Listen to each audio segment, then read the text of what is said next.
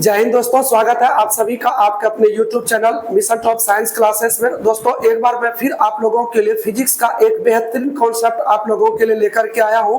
दोस्तों ये topic physics का एक महत्वपूर्ण पार्ट है रेडियो एक्टिव एलिमेंट्स अर्थात रेडियो सक्रिय तत्व के बारे में आप लोगों को आज क्लियर करना है। दोस्तों यहाँ से हमने देखा है कि चाहे वो रेलवे हो, SSC हो या आप किसी भी अदर स्टेट एग्जाम की तैयारी कर रहे हो या यदि आप लोग TRE 3 वाले स्टूडेंट जो कि आप लोग एग्जाम दिए होंगे तो आप लोग अवश्य देखे होंगे कि एक क्वेश्चन आपको यही से सीधे पूछ लिया गया था। तो इसलिए जो लोग TRE ये जो है 4 का तैयारी कर रहे हैं उन लोगों के लिए आपका एक महत्वपूर्ण सेशन रहने वाला है। तो इसलिए आप लोग हमारे साथ शुरू से अंत तक अवश्य बने रहिएगा और यहाँ से हम आपको एक या दो क्वेश्चन अवश्य जो है एग्जाम में टच करा के आपको देंगे। तो आइए हम लोग करते हैं आज का क्लास स्टार्ट। आप लोग शुरू से अंत तक बने रहिएगा। दोस्तों ये चीज जो हम आपको लिख करके दिए है, आप वीडियो को पॉज करके आप इसको अपने कॉपी में भी नोट कर सकते हैं, इसीलिए हम इसको लिखे, अन्यथा आप लोग कुछ एक्स्ट्रा मत समझ लीजिएगा। इसलिए आप लोग इसको ध्यान से समझिए, हम आपको इसे समझा रहे हैं एक बगल से अच्छी तरीके से।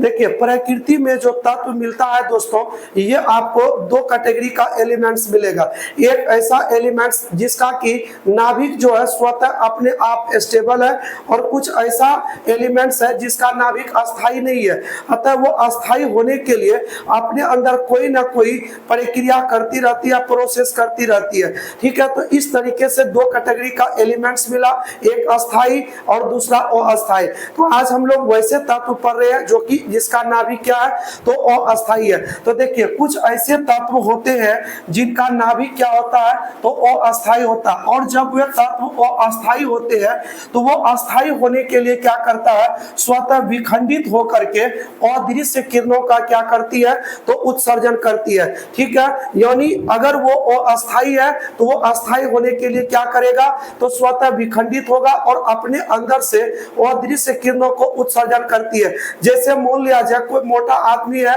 और उन्होंने और पकड़ के दम करके ऊपर से खाना खा लिया, तो उसका मन हमेशा छटपट करेगा कि कितना जल्दी जो है ये पच जाए या नहीं तो बाहर हो जाए। ठीक है, तो ठीक उसी तरीके का ये एलिमेंट्स होता है। तो जो अस्थाई होते हैं कितना जल्दी वो अस्थाई होना चाहते हैं तो उसके लिए वो क्या करते हैं, अदृश्य किरणों का उत्सर्जन करता है। तो दोस्तों वो अदृश्य किरणें जो है वो कौन कौन है, एक अल्फा किरण है, एक बीटा किरण है और एक क्या है गामा किरण है। इन तीनों किरणों का क्या करता है तो उत्सर्जन करता है। कभी कभी एग्जाम में पूछ लिया जाता है कि बताइए इसका नाभिक अस्थाई क्यों है। तो आप लोगों ने पढ़ा होगा कि परमाणु का 3 मौलिक कण होता है, इलेक्ट्रॉन, प्रोटॉन और न्यूट्रॉन। जो न्यूट्रॉन होते हैं ना, ऐसे एलिमेंट्स में न्यूट्रॉनों की संख्या सर्वाधिक होती है, जिसके कारण ये क्या करता है तो अदृश्य किरणों के रूप में उत्सर्जित होकर के ये अपने आप को अस्थाई बनाने का कोशिश करते हैं। ठीक है, जैसा कि हमने आपको बताया कि तत्व दो तरह का मिलेगा, एक अस्थाई और दूसरा क्या मिलेगा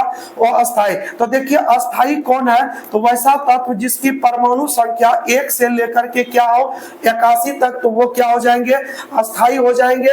और आपको अस्थाई में 82 से ऊपर जितने एलिमेंट्स आप देख रहे हो वो सब के सब क्या है, उनके नाभिक वो अस्थाई है। ठीक है, तो आप लोग इनमें से एक अपवाद के रूप में याद रखिएगा कि जो हाइड्रोजन के समस्थानिक होते हैं ना, हाइड्रोजन का समस्थानिक, तो याद रखिएगा कि हाइड्रोजन का जो समस्थानिक होता है ये क्या होता है तो ये जो हाइड्रोजन के समस्थानिक होते हैं, हाइड्रोजन होता है, प्रोटियम होता है और ड्यूटेरियम होता है। ठीक है, ये जो ड्यूटेरियम होता है ना ये क्या होते हैं रेडियो सक्रिय एलिमेंट्स होते हैं। ठीक है, तो आप लोग इनको एक अपवाद के रूप में इसे अवश्य याद रख लीजिएगा कि हाइड्रोजन का समस्थानिक है जो कि वो क्या है तो रेडियो सक्रिय एलिमेंट्स में आते हैं, अर्थात उनके नाभिक क्या है वो अस्थाई है। चलिए हम लोग आगे बढ़ते हैं। देखिए इसके खोजकर्ता अर्थात रेडियो सक्रियता के जो खोजकर्ता थे वो कौन थे, हेनरी बेकुरल थे, जिन्होंने 1846 ईस्वी में ऐसे एलिमेंट्स का क्या किया था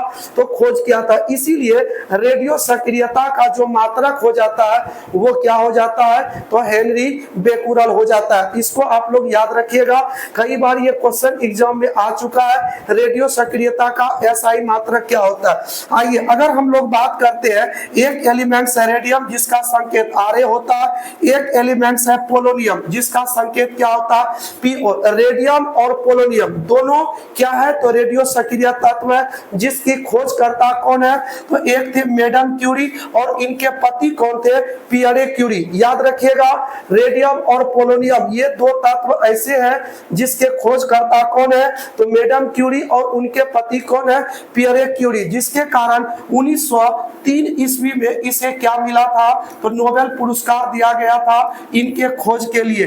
ठीक है, तो आगे जब आप लोग बढ़िए तो देखिए कृत्रिम रेडियो सक्रियता, अगर हमसे कभी पूछ ले कि कृत्रिम रेडियो सक्रियता का खोज किसने किया है, तो आपको याद रखना पड़ेगा कि ये जो क्यूरी है, मैडम क्यूरी, इनकी बेटी थी कौन, इरेन क्यूरी, जिन्होंने कृत्रिम रेडियो सक्रियता की खोज की। और इरेन क्यूरी के हस्बैंड जो थे वो कौन थे, एफ जूलियट। ठीक है, इन दोनों ने मिलकर के कृत्रिम रेडियो सक्रियता की खोज की थी। सब एक बगले से खानदानी लगल है यहाँ पर। ठीक है, तो ये जो रेडियो सक्रियता है, अब इसके खोजकर्ता जो थे इसको आप लोग समझ गए। आइए हम लोग बात करते हैं रेडियो सक्रियता की माप। अगर कोई रेडियो सक्रिय एलिमेंट्स है तो उसके उत्सर्जन का रेट मापने के लिए एक उपकरण का उपयोग किया जाता है जिसे बोला जाता है जीएम काउंटर, अर्थात गीगर मूलर काउंटर। क्या बोलेंगे, रेडियो सक्रियता की माप किससे होती है, जीएम काउंटर से। इसका पूरा नाम होता है गीगर मूलर काउंटर,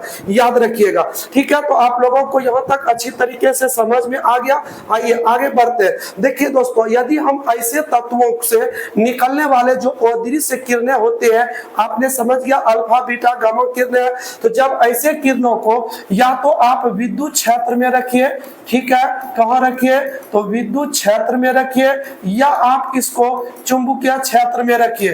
ठीक है, इन दोनों क्षेत्र में जब आप इनको रखोगे तो किस इस तरीके का घटना देखने को मिलेगा कि ये एक रेडियो सक्रिय तत्व है, और जब इनसे अल्फा किरण निकलेगी तो आप देखेंगे क्या कि ये किरण अल्फा जो है ये किस ओर मुड़ जाती है, तो ये मुड़ जाती है माइनस पोल की ओर। अब आप बताइए दोस्तों कि यदि ये माइनस पोल की ओर मुड़ा है तो इसका मतलब है पॉजिटिव कण को नेगेटिव ने अपनी ओर खींचा, या ये बोल सकते हैं कि नेगेटिव किरण की ओर पॉजिटिव किरण मुड़ा है, क्योंकि इनके बीच क्या होगा, तो आकर्षण होगा, अट्रैक्शन फोर्स लगेगा। तो इसी से पता चला कि अल्फा किरण क्या होते हैं, तो पॉजिटिव होते हैं। ठीक इसी तरह से निकलने वाली बीटा किरण जो था वो पॉजिटिव पोल की ओर मूव कर गया, धन ध्रुव की ओर। तो इससे पता चला कि बीटा किरण जो होती है वो कैसी होती है, ऋण आवेशित होती है, और निकलने वाली गामा किरण जो थी वो बिना विचलन के क्या हो गया, तो सीधे निकल गया। अतः गामा किरण जो है ये क्या पाया गया, तो उदासीन पाया गया। तो आप लोगों को ये चीज भली बहुत ही समझ में आ गया होगा कि जो अल्फा किरण होता है वो नेगेटिव पोल की ओर झुका, इसी से पता चला अल्फा किरण पॉजिटिव है। बीटा किरण किधर की ओर झुका, तो पॉजिटिव पोल की ओर, इसका मतलब बीटा किरण नेगेटिव है। और गामा किरण बिना विचलन के वो क्या हो गई, तो सीधे निकल गई। इससे पता चला गामा किरण पर कोई आवेश नहीं पाया जाता है। तो आइए हम लोग कुछ विशेष बातों को समझते हैं। देखिए आप लोग याद रखिएगा इनको, जो अल्फा किरण होते हैं ना उसकी तुलना किया जाता है किससे, हीलियम से। और बीटा किरण की जो तुलना की जाती है याद रखिएगा वो किससे, तो इलेक्ट्रॉन से। और जो गामा किरण होते हैं ना इसकी तुलना किससे की जाती है, तो न्यूट्रॉन से। इसे आप चाहो तो याद रख सकते हो, कभी कभी ये भी दे देता एग्जाम में, इसकी तुलना प्रोटॉन से भी की जाती है। ठीक है, अल्फा किरण प्रोटॉन से तुलना, बीटा किरण इलेक्ट्रॉन और गामा किरण न्यूट्रॉन से तुलना की जाती है। तो इनको आप लोग याद रखिएगा। बढ़िए आप लोग आगे देखिए। इसके बाद अगर हम लोग बात करें अल्फा बीटा गामा किरण के बारे में कुछ विशेष जानकारी लेते हैं। देखिए दोस्तों, जो अल्फा किरण होते हैं इसके खोजकर्ता कौन थे, हेनरी बेकुरल। और ये किरण आपने क्या पढ़ा, तो ये किरण धन आवेशित होती है, और इन किरणों की चाल जो होती है वो प्रकाश के चाल का कितना हो जाता है, तो प्रकाश की चाल का 1/10 हो जाता है। तो यानी आप लोग जानते हैं कि प्रकाश की चाल होती है 3 × 10⁸ मीटर प्रति सेकेंड। तो 1 0 आप काट देंगे तो 3 × 10⁷ मीटर पर सेकेंड बचेगा। किन किरणों की चाल, तो ये अल्फा किरण की चाल। तो आप लोग याद रखिएगा अल्फा किरण के खोजकर्ता हेनरी बेकुरल है। ये किरण धन आवेशित होती है और इसकी चाल प्रकाश की चाल का 1/10 भाग होता है। आइए अगर हम लोग इसी तरह बीटा किरण की बात करें तो इसके खोजकर्ता कौन है, तो रदरफोर्ड है। और यह कण कैसा होता है, ऋणावेशित, अभी आपने पढ़ा।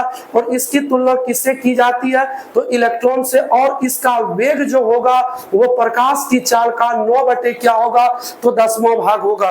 ठीक है, 9 बटे क्या होगा, तो 10वां भाग हो जाएगा। और इसी तरीके से अगर हम लोग गामा किरण की बात करें तो गामा किरण के खोजकर्ता कौन है, तो पॉल विलार्ड। क्या नाम है इसका, तो पॉल विलार्ड, जिन्होंने गामा किरण की खोज की। और ये किरणें क्या होती है, उदासीन होती है। और इसका वेग जो होता है वो प्रकाश की चाल के क्या हो जाता है, तो बराबर हो जाता है।